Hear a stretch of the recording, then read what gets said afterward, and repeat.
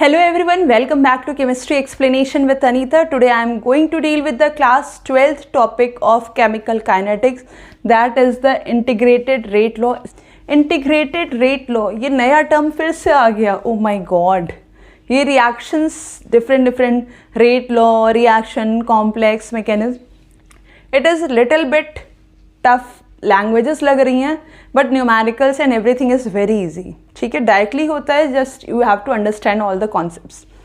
अब क्योंकि हमने अभी तक जो रेट निकाला था, राइट, अभी जो हमारा था रेट, जो कि कहते हैं हम डी आर या तो D A by D T ऐसे कर रहा था, राइट, ये ए है.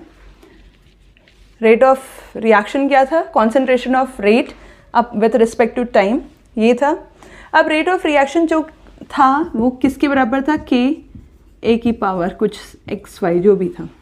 ठीक है, इस पे हो रहा है. That is a differential, right.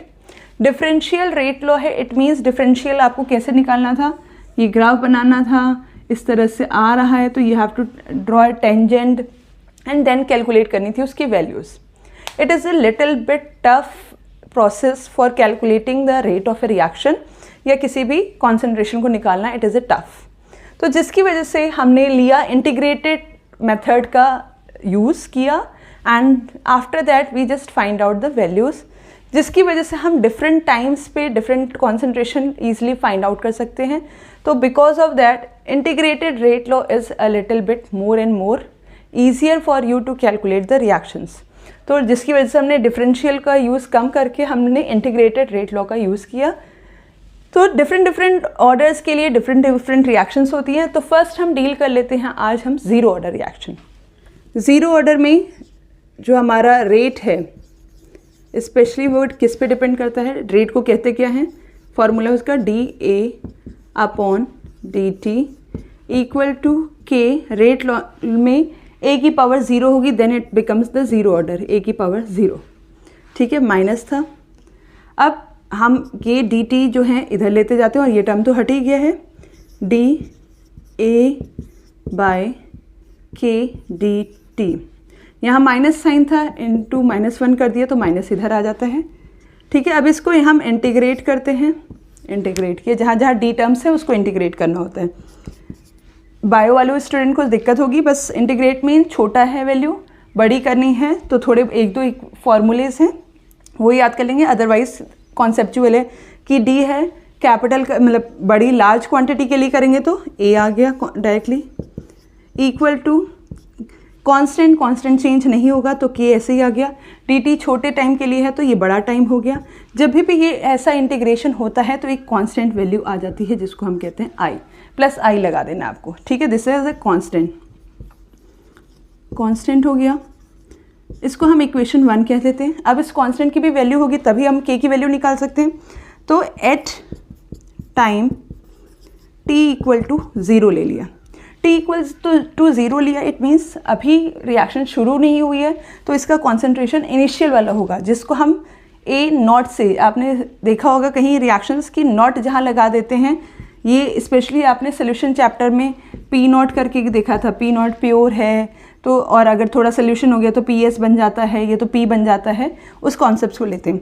तो ये इनिशियल कॉन्सेंट्रेशन हो गया तो ए नॉट इक्वल टू माइनस, क्योंकि जब रिएक्शन शुरू नहीं हुई है तो ये टी भी नहीं होगा इसमें क्योंकि ज़ीरो है, तो ये टर्म भी हट गया, इक्वल टू आई आ गया, right.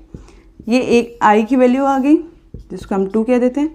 Put this value in equation 1, क्या आएगा, ए इक्वल टू माइनस के टी प्लस ए नॉट, ये हो गया. ठीक है, अब ए नॉट हो गया. अब ए को इधर लेते आते हैं,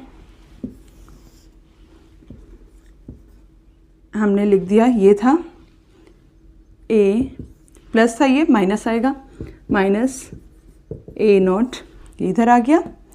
टी जो था डिवाइड हो जाएगा, divided by T equal to minus k. अगर माइनस से फिर मल्टीप्लाई करें तो हम चेंज कर देते हैं sign, A naught minus A upon T equal to k हो गया, राइट. तो ये हो गई के या तो रेट कांस्टेंट की value for zero order reaction. एक प्रोसीजर आना चाहिए। सीबीएसई में so many questions are coming तो कि वो डायरेक्ट क्वेश्चन ऐसा नहीं पूछते हैं कि इंटीग्रेट, बट जब बहुत ही डिफरेंट पेपर आता है, मतलब बहुत ही गंदा पेपर आता है, तो ये क्वेश्चन पूछ लिया जाता है। वैसे पॉसिबिलिटी इस क्वेश्चन को या न्यूमेरिकल को या डेरिवेशन को सॉल्व करने की नहीं आती है। पर सीबीएसई को खुद ही नहीं मालूम होता कि उसने कितना डिडक्ट कर दिया है। They keep on asking the questions from the deleted part, और बाद में कहते हैं कि this is related with the 8th class 9th class, previous knowledge से अटैच कर देते हैं। सो एक बार गो थ्रू कर लो। एंड के की वैल्यू जो आती है final minus initial upon T, ये होती है। इसको हम लोग बेसिकली यूज़ करते हैं न्यूमेरिकल सॉल्व करने के लिए when the reaction is of zero order. आप कहोगे ज़ीरो ऑर्डर कैसे होगी? ज़ीरो ऑर्डर मेंशन होगी न्यूमेरिकल्स में, या तो अगर के की वैल्यू दे रखी है तो you have to find out the unit जिसकी वजह से आप कंक्लूड करोगे that reaction is zero order. And जब ज़ीरो ऑर्डर है तो you have to apply this formula. ठीक है, आई होप ये कॉन्सेप्ट क्लियर हो गया होगा। इसके वीडियोस बनाऊंगी थोड़े 1-2 न्यूमेरिकल्स के लिए, so that you should know कि how to just use the values and how to solve the numericals. I hope you like this video. Thank you.